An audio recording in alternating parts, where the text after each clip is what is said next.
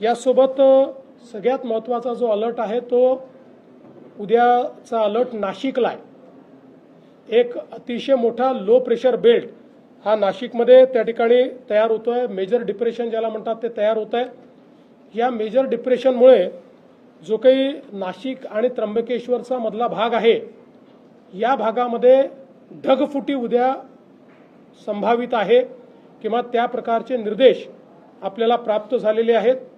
ही ढगफुटी देखील मेजर ढगफुटी असू शकते। जवळपास 300 mm पाऊस या ढगफुटीमुळे या सगळ्या भागामध्ये होऊ शकतो।